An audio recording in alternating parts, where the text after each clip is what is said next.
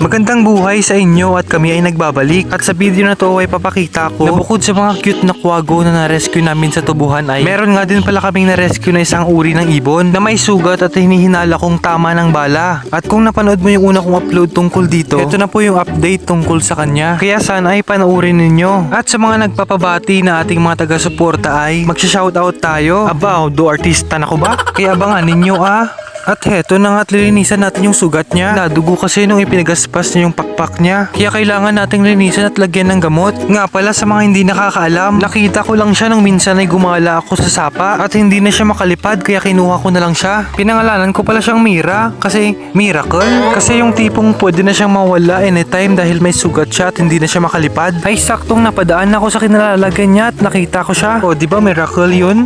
Buhay pa siya ngayon. At ngayon ay magdadalawang linggo na siya sa amin. At sa tingin ko ay hindi na siya makakalipad. Nabali na kasi yung pakpak niya. Tignan niyo naman at hindi na siya lumilipad. At pagkatapos natin siyang gamutin ay ibabalik na natin siya sa kanyang kulungan. At ako gali yung nagawa ng kanyang kulungan. Sagad-sagad ko ay. At heto na nga at papakainin na natin siya. At kahit na may sugat siya ay malakas Japon siya magkain. At syempre hindi mawawala yung tubig. O di ba may bagong kapitbahay yung mga iba naming mga alaga. Tulad nitong si Gray, isang African lovebird. At tignan nyo, ready na siya makipag-mate. Kaso nakawala yung partner niya. Ayun, di na nakabalik. Ayan tuloy, matagal na siyang walang jowa, parang ikaw.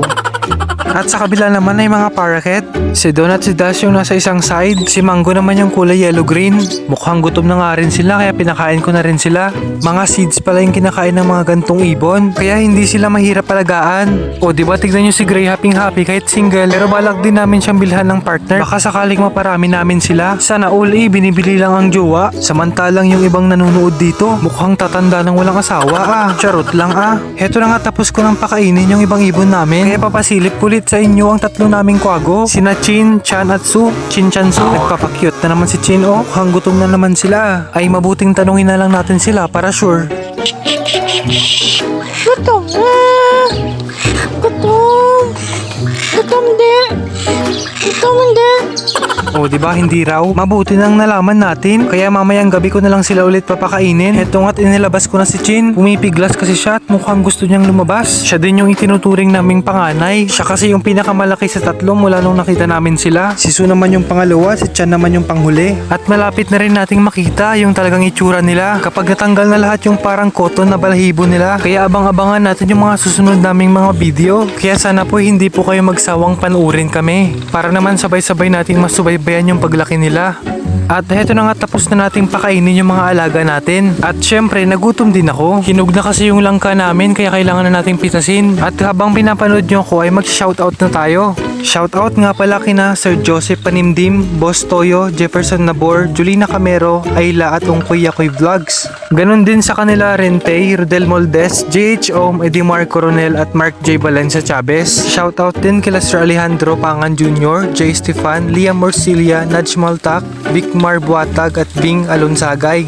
At syempre pati din sila Sir Ibrahim Lumundaya, si Sir Gao, Chief Fortades Almonte, John Oliver, Wenzel Landong at Jamaica Tadio. Kumusta nga din pala kila Jenelyn Deniega, Bernard Ramirez, Alvin Marquez, Kana Clarion, Jen Nakita, Celestino Jr., Amit Sige, Vendino Ace, Romel Rawat, John Mark Nacor, Princess Co, John G. Mauricio, Lil Champs Kiamco, Minaldo Kabigting, Joniel Abintahado. At sa lahat po ng sumusuporta po sa amin, pasensya po at hindi ko na po nabanggit ang iba. Maraming salamat po at kita-kita po ulit tayo sa susunod na video.